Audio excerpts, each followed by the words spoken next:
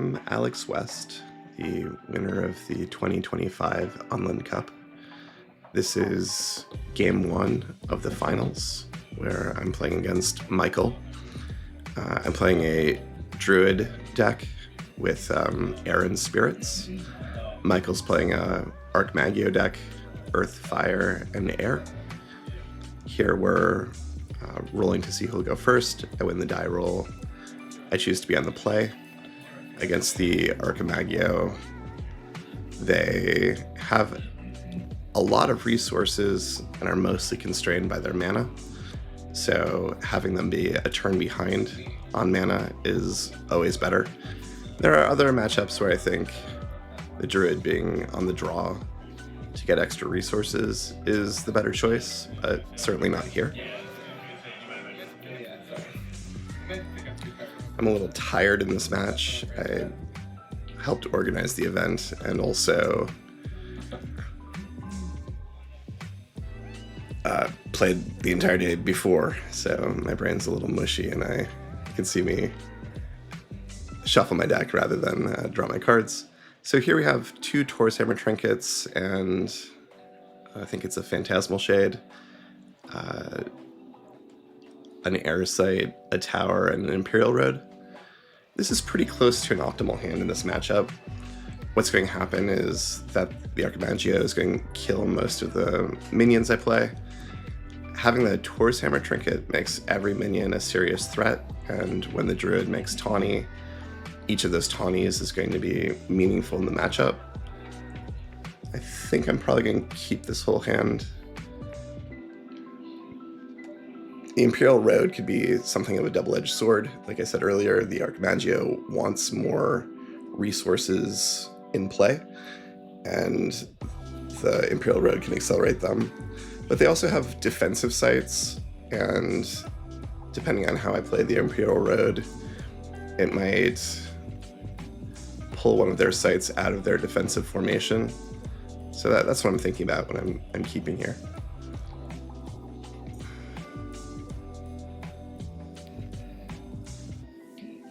So I start with this Beacon.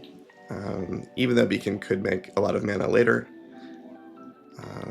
I'll play any air site, preferably not a tower, as my first site, just to make sure that my threshold curves out correctly.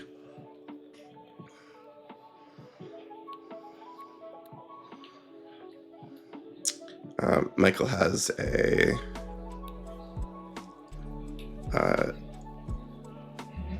unique site, which is good for me because Castle Haunt is limited to being summoned in those locations.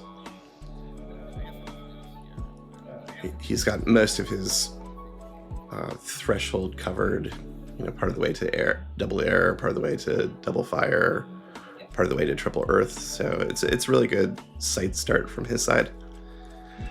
I decided to play the Imperial Road forward because I want Tawny to be able to get access to Michael's side of the board.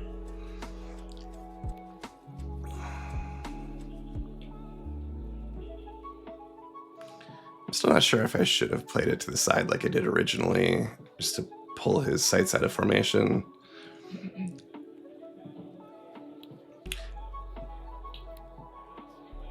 Okay, so I drew a Evil Presence this turn, which changed my plan.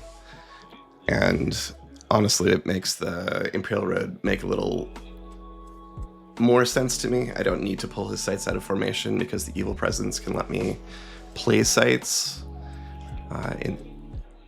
or play minions kind of past whatever sights he has guarding his side.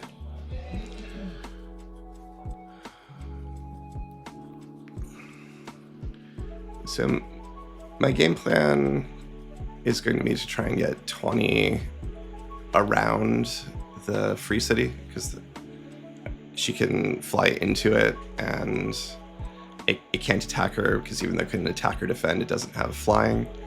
So she's on a slow flying trip to the castle in the Archimago back row. And then I have this Phantasmal Shade that I'm going to bring in through the Evil Presence. And whatever I connect with, I'm going to enhance with the Taurus Hammer Trinkets.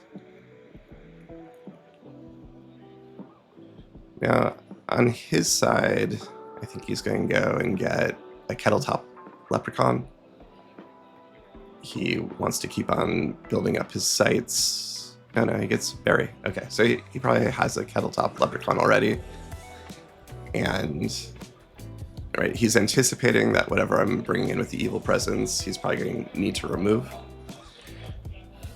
Just in terms of match philosophy, the best matchups like for the Druid against Archimago are ones where I have an Evil Presence. And the way that I overwhelm the Archimago's resources is that if I can attack with a charge minion, I both get to deal damage, depleting his life total, which is a problem he'll have to solve with healing, and then also the minion is in play, so there's the problem, which is now there's the minion. So I'm going to try and keep the Evil Presence in my hand all game. I don't want him to get a Dispel. And I'm also going to try and keep him under pressure so that he has to spend mana every turn answering whatever I have. I don't want him to be able to chain together common senses and blinks and stock up his hand. And my hope is that by constantly applying pressure to his life total and putting resources he has to answer in play, that either he won't draw healing and he'll die, or I'll run him out of resources and attrition him. Also, if the game goes long enough, I have the potential to combo him out, but it is offset by the fact that he can get something like Craterize and turn the corner and also finish me off very fast.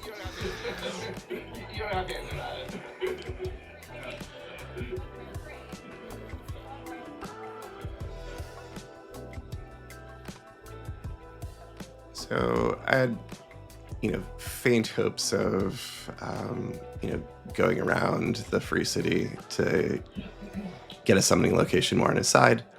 It's pretty typical that Archimago, or anyone really, won't let you place sites on their side of the board. Perilous Bridge is, I think, an amazing new card from Arthurian Legends. It does block a lot of the minions that I have, though I have a reasonable chunk of flyers, so it's not as effective as one might hope against the Druid here if you're the Archimago. So placing the Watchtower here is important. I know that he has Infiltrate, and it can be a pretty big blowout if he infiltrates some of my bigger creatures. Either getting to turn them around and deal damage to me can be painful, or getting to make my creatures trade each other off can be painful. So I'm going to try and sculpt the game so that most of the action will happen on the left side of the board in the range of the Watchtower if I can.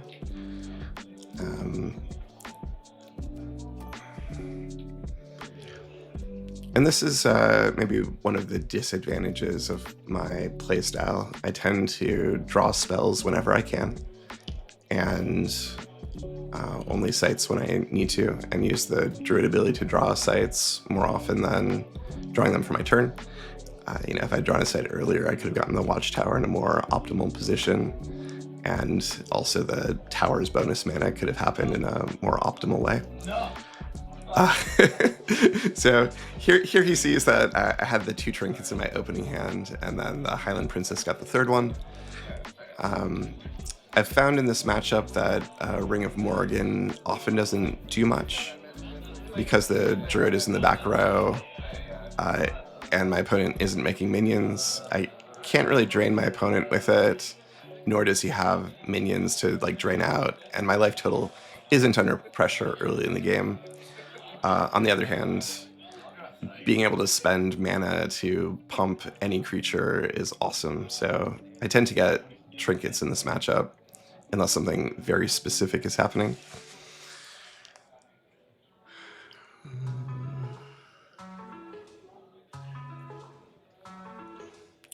So Tony is a real threat now. She can deal 4 points of damage. The Highland Princess is a real threat.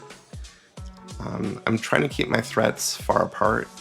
He has cards like Poison Nova and Earthquake, so I'm always trying to be mindful of, if he has these cards, how can I have threats available on the next turn?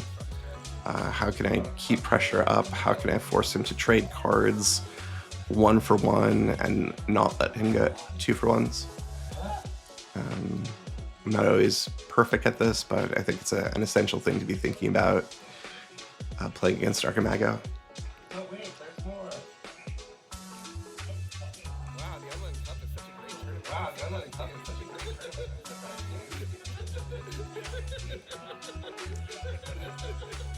I think with the editing, you probably can't hear, but there's a good amount of banter going on here. Spectators are sometimes a little cheeky, and both Michael and I are having a good time joking around with people as we're playing. So, Michael is playfully complaining a little bit about the pressure he's under. Essentially, as a druid, I'm creating nonstop pressure and puzzles for him to solve, and he has a huge number of options to choose from. So he's, thinking about what's in his deck, what can answer these things. Dapper Vampire is a really scary card from my side. I'm trying to keep his life total under pressure, and the vampire can deal 4 damage at a time. In this case, I don't have any answers to the vampire, and my princess's position is one where she can't escape from the vampire. Right? She can move, but the vampire can move diagonal because it flies. If I had drawn a sight and played it so she could move backwards, that might have been smarter than the play that I actually made. Hindsight is 20/20 here. That said,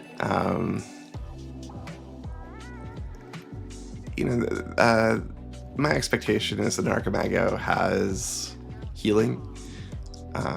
They'll find something. So I'm not in an all-out race against their life total. I'm usually thinking a lot more about the long game, about attrition. I expect they're going to gain some life.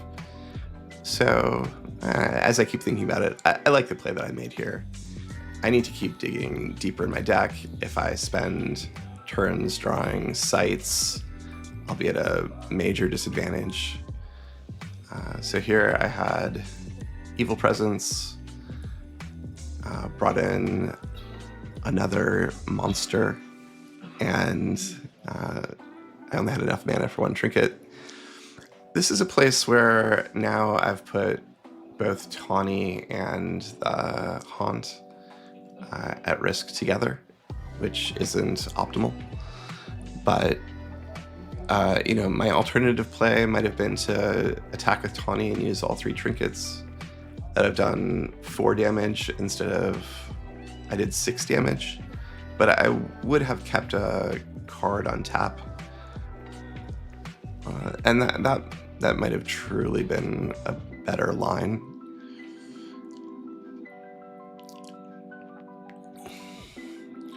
So, right, I don't answer the vampire. He's going to be able to get back up on life. And I do need to keep digging deeper into my deck to answer the vampire because, as long as it's active, there's no chance that I'm going to get ahead on life totals. So he gets the 2 for 1 from the Poison Nova, and then the vampire comes over. This probably feels like he might be about to dig himself out.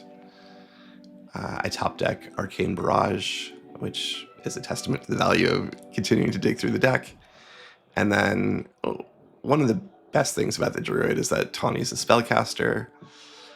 All the spells that require careful positioning, it's much easier to get Tawny in place than to move your Druid. I must never want to use my Druid's ability to move. Like when I do move, I want to blink. Essentially, your avatar should be the laziest card on the atlas or on the map. So I get Tawny here.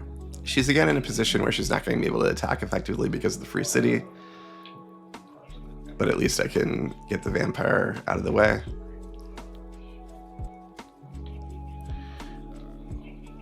And even though I have 2 mana for the Evil Presence, again, I'm keeping it in my hand because I don't want to expose it to being dispelled. It's much more important to build a long strategic game against the Archimago, and mana efficiency is important, but it's a trap to always spend all of your mana. A trap that I can really easily fall into when I'm not thinking carefully about my game. So Archimago is up to 5 sites. So we're still a little ways away from Craterize, which I'd always be keeping in the back of my mind.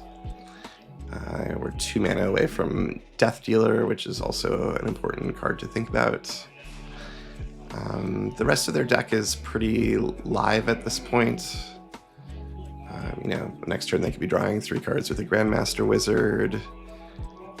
They could be playing Perilous Pendulum. All their sweepers are live. And so, from my perspective, I haven't succeeded in rushing them down. The vampire stabilized life totals, and I'm probably digging in for a longer game. And if I recall here, my hand doesn't really have a lot of action in it, so I'm mostly hoping that my top deck produces something to put up the pressure. I have an Evil Presence and 3 Torshammer Trinkets. It does mean that I have a lot of great draws. I have, I think, like 16 spirits in the main deck. I would love to see something like a Recurring Spectre here, where I could spend 2 mana for the Evil Presence, 2 mana for the Spectre, give it charge, and then activate 2 trinkets, so 3 hasty damage out of nowhere. And even if he kills it, I'd be able to repeat that turn after turn.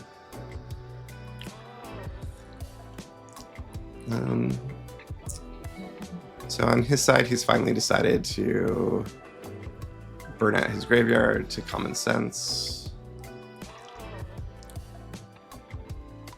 And he's probably trying to think about whether he wants a Kettle Top to increase his mana count. Maybe he has a Craterize he's playing towards.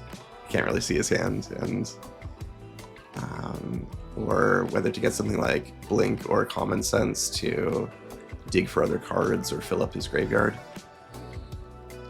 I'm not a super experienced Archimago player. My instinct is that usually people start filling up their graveyard with Common Senses at this point to provide fuel, or get a Blink because they want to dig for something more powerful. I feel like maybe anyone who watches this video and knows a lot about Archimago, comment about what you think about getting a Kettle Top here. Right, like at this point, he knows that my trinkets are gonna make it so that the Kettle Top's not trading; it's just chumping. But okay, so this is why, right? He has Power Flight. Power Flight only works on minions, and he essentially turns on drawing a card by getting a minion. So this makes perfect sense. I guess there's nothing in the commentary to say about this. So I cast Evil Presence and summon the Castle Haunt at the Valley of Delight. I summon it here because it's the one place that isn't blocked by a Kettle Top or the Free City. The Castle Haunt, could have been summoned to any kind of site. Evil Presence allows it to break its restriction, which it can usually be summoned on your own sites or an enemy site that is unique or elite. But Evil Presence says you may summon a spirit here. So you could summon it to an ordinary or extraordinary site controlled by your opponent. One thing I enjoy a lot about the Spirits deck is the sub-game of there are all these spirits, each of them has a significant drawback. How can your cards mitigate the drawback, or how can you manage the game with the drawback? Castle Haunt feels like them. I mean, they're all severe in their own way. One thing I really love about Castle Haunt is it only requires one air threshold. So there are some early game sequences where you don't need to play an air site and then another double air site, but you can still cast it on turn 3. Like you can play like a Wizard's Den and then a tower. And if your opponent has played a unique or elite site, you're in. And very often people do lead on these like tours, these castles if they have them in the back row. So the Castle Haunt, thematically shows up there real fast.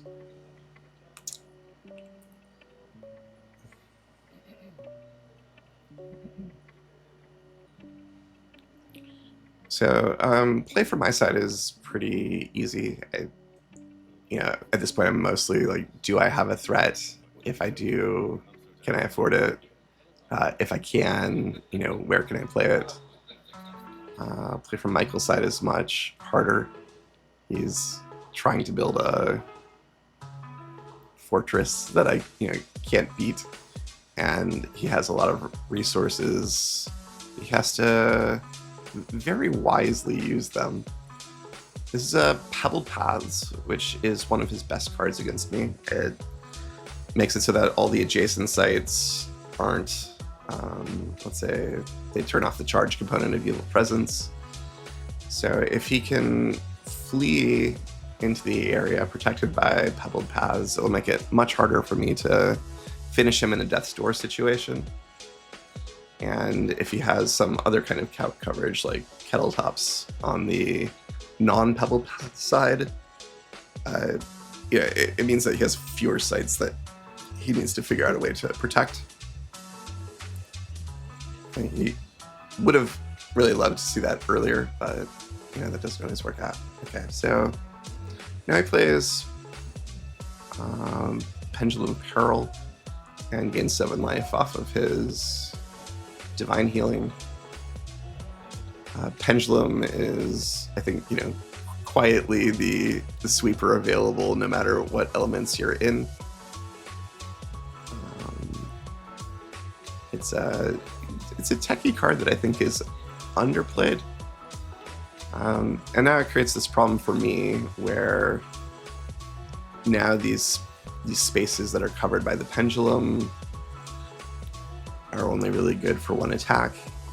So the ruins in the back corner is the best place for me to attack now. It's not protected by the Pendulum, and the Pebbled Paths aren't involved.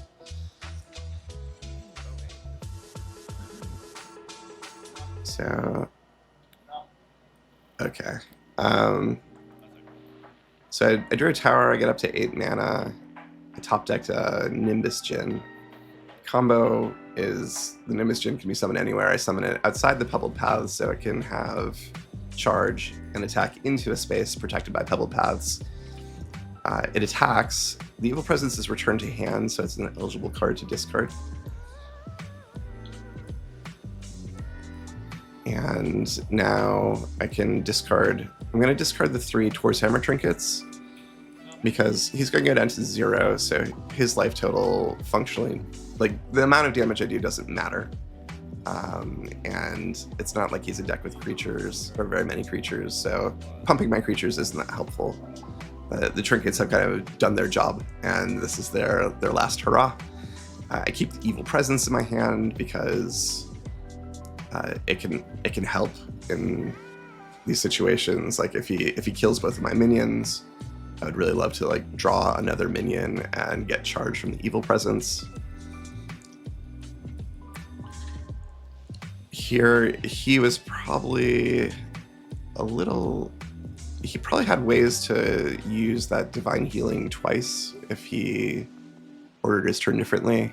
I can't quite see what's in his graveyard anymore, but I'm guessing he had another spell that he could have put in so that he would have 3. But he thought 13 was enough life. And if I top decked anything besides Nimbusgen, he would have been right. So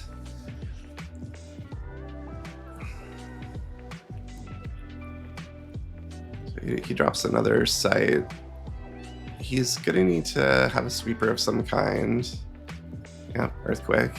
And that also helps him protect himself. It's a little unfortunate that he has that step. Otherwise, he'd be more protected from evil presence. The pebble paths can't cover anything summoned in the step. And I don't draw a way to damage him.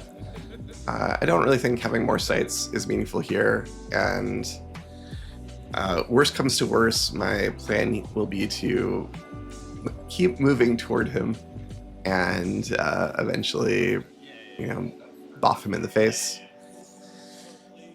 I think other players pointed out here, I think the card that I drew is Ring of Morrigan, and that if I had tapped to draw a site, I could have then the next turn tap to play a site to the empty space, brought Tawny into play, and then equip the ring to cast the ring to Tawny, and then cast Evil Presence to drain him out.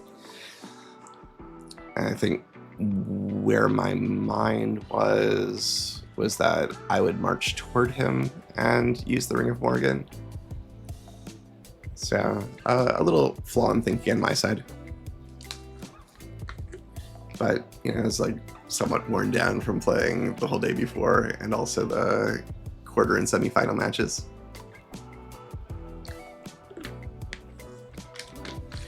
So here he's on the ropes. He knows he doesn't really have an answer.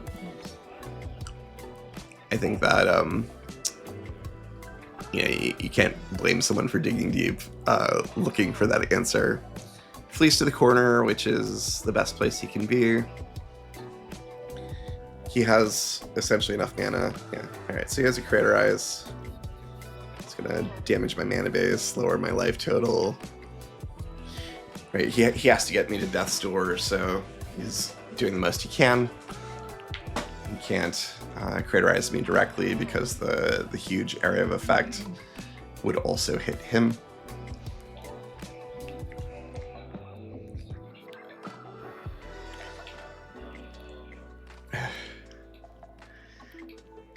So I had to check to make sure I had triple air before casting Browse.